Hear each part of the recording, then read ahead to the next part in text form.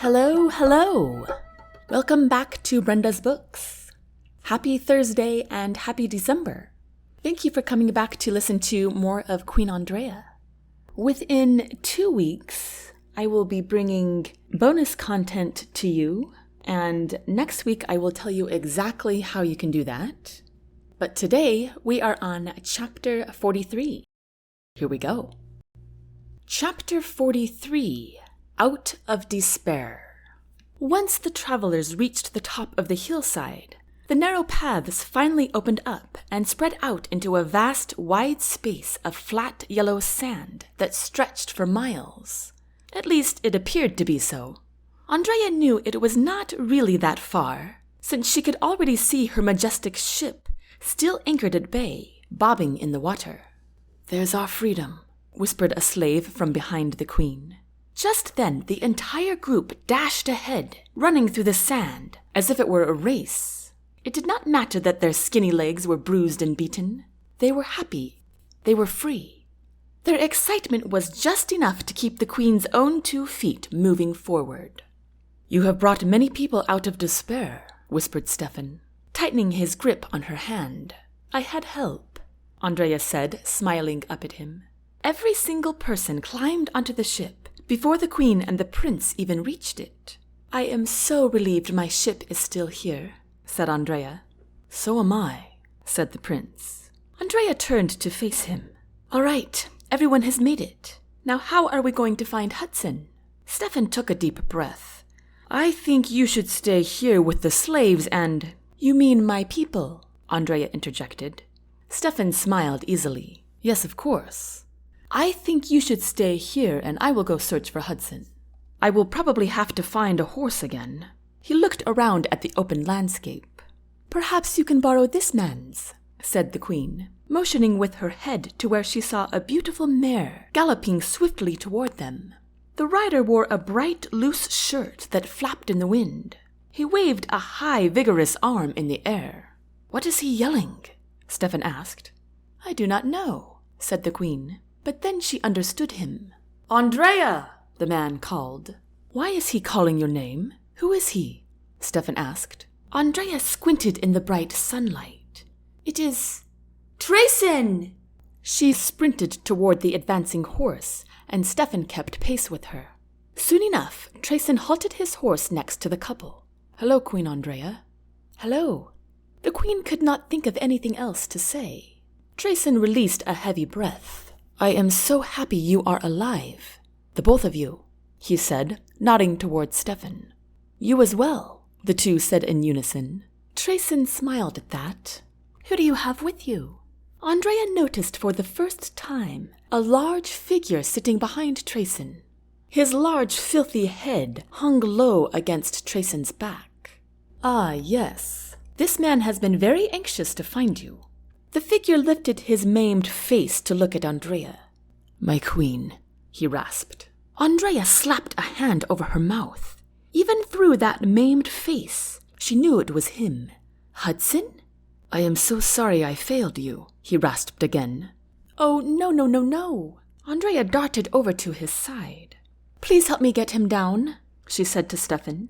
Trayson jumped off then, and he and the prince heaved the large man to the ground. Hudson stood hunched over, like his strength might give out at any moment and fall to the ground. But he remained upright. "Please forgive me, my queen," he said. "Oh, Hudson, I am so glad you are all right." She stepped forward to hug him. She tried to, anyhow, but she could not quite get her arms around his waist. Hudson's black and blue face revealed the slightest surprise, but he wrapped 2 tired arms around her. "I found him alive among the dead," said Trayson. "He survived an attack of 8 merchants, even after they tried to choke him with a chain." Andraya gasped and took a step back, scanning the chain-like bruises crawling up his neck. "They were part of that group that tried to drown you and the prince. He took out 4 of them on his own somehow." Trayson shook his head as if this thought was impossible. Andraya continued to gape at the massive, mangled man. "So you were there. They just all went after you because they knew you were protecting—" Andraya swallowed hard. She could not finish. He must have crawled through some cactuses to get to you, Trayson continued. All he could say when I found him was, I need to find the Queen. I need to find the Queen. And I knew he was referring to you. Oh, Hudson, you are so loyal, Andraya said, tears welling up in her eyes as she embraced him again. This time his hug was tighter. You are worth it, my queen. His voice was barely a low rumble. Just then, a second rider caught up to them and halted. This man wore a crown of feathers, which cascaded down his back. His face was wrinkly and stern, but his eyes were kind. You are the Queen of Chaldrea? He asked. Andraya's heart squirmed with a little fright, but she replied calmly, Yes, I am. And who might you be? Chief Iro, of the Sami people. Andraya glanced back and forth between Trayson and the chief, looking for any sign of malice, but their faces remained unreadable. If you have come to collect Steffan, Chief, I will not have it, Andraya said, in the most queen-like tone she could manage. He is coming with me. The chief opened his mouth to speak, but Andraya cut him off. I realize he has not been through your 3-day trial, but we have no time for that, and he is innocent besides. The chief grinned over at Trayson. You were right about the fire in her. Then he turned to Andraya. I am not here to collect your prince, your majesty. I am here to right my own wrong.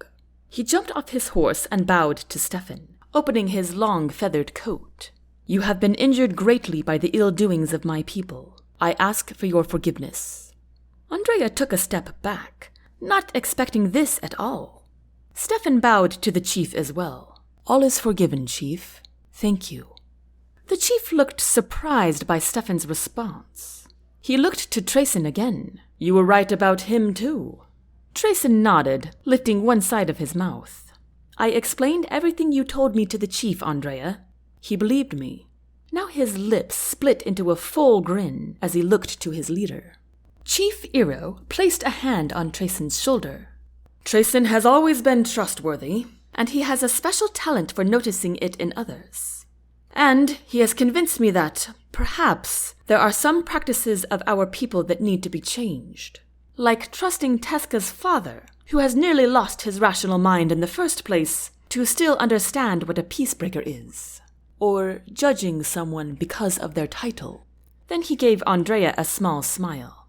Thank you, Chief, Andraya whispered. And thank you both for bringing Hudson to me. And please thank your people for coming to our aid. We could not have won that fight without them. It would not have happened if you had not been brave enough to come back for your love, Trayson said, his gaze bouncing back and forth between Steffan and Andraya. There was no jealousy in his eyes, only admiration. I applaud you for taking in all of those people, said the chief. It is very ambitious of you. And compassionate, said Trayson, his gaze soft and solemn. Steffan put his arm around the queen. I agree, he said, smiling down at her. I believe we all have accomplished abnormal hero work lately, said Andraya. They all smiled at that, but there was a collective graveness to it. The sacrifice had been heavy, and they all felt it. I have something for you, said Trayson. He pulled out a knapsack, attached to the saddle, and handed it to Andraya. What is this? Just a few things to carry you through on your trip home. Thank you, Trayson. Andraya put the strap over her shoulder. Then Trayson pulled Andraya in for a warm hug. Thank you for everything, Trayson, Andraya whispered. You are a greater blessing than you know, Trayson whispered back. Are you sure you and your love do not want to join the Sami? He asked, pulling out of the embrace and giving each of them a teasing smile. I cannot abandon my people, Andraya said. You are quoting me, Trayson noted, looking pleased. They are wise words, Andraya replied. Trayson smiled, then looked to Steffan. I wish you all the best, Prince Steffan. You as well, Trayson, Steffan replied, and they both hugged, giving 2 firm slaps on the back. Now we must find Colleen, said Andraya. I will help you, said Trayson and the chief together. Colleen and Benjamin were the first to make it on the previous ship, my queen, Hudson chimed in. I saw them myself. Are you certain? Hudson nodded. I promise. Andraya still felt leery, but Steffan gave her a reassuring squeeze, and she decided that she would trust that it was so. And with a few more waves and goodbyes, Andraya, Steffan, and Hudson finally boarded the ship that would take them back to their own land with lots of new people. Her people. And that concludes Chapter 43. You can probably sense that things are wrapping up here. I hope to have the entire book wrapped up for you before Christmas time. Anyway, like I said before, I will have information next Thursday about how you can sign up for bonus content for Brenda's books. And in the meantime, I hope you have a wonderful week. Until next time, take care.